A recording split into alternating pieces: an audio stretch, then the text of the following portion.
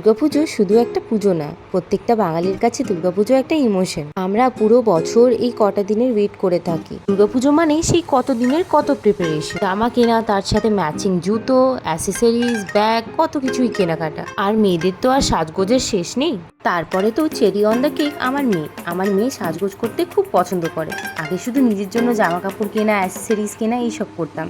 এখন তো এটাও ভাবতে হয় আমার মেয়ে কবে কি পরবে, তার সাথে কোন ম্যাচিং অ্যাসেসরিজ আর জুতোটা পরাবো, সব কিছু ভাবতে হয়। এটা আমার মেয়ের সেকেন্ড ইয়ার পুজো। আগের বছরের পুজোটাও আমাদের ভালোই কেটেছিল, কিন্তু যেহেতু আমার মেয়ে অনেকটাই ছোট ছিল, ওর সাথে বেশি ঘোরাঘুরি করতে পারিনি। কিন্তু এই বছর তো আমি আর কোনো কমি রাখবো না। আমার মেয়ে আমার থেকেও বেশি এক্সাইটেড থাকে প্যান্ডেল হপিং এর জন্য।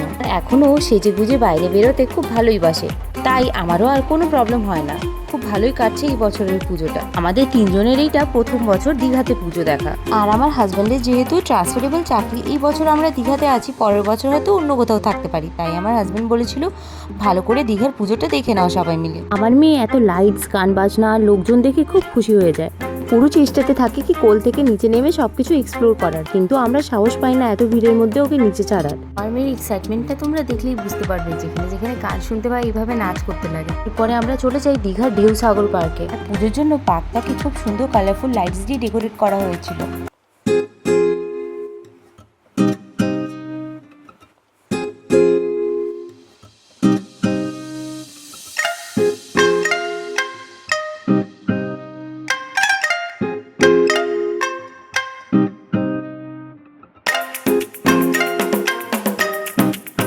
এখানে এক্সপ্লোর করার মতো অনেক কিছুই ছিল, কিন্তু আমরা খুব একটা এক্সপ্লোর করতে পারিনি, কেন কি অনেকটাই রাত হয়ে গেছিলো আর আমার মেয়ের খিদে আর ঘুম একসাথে দুটোই পেয়ে গেছিলো।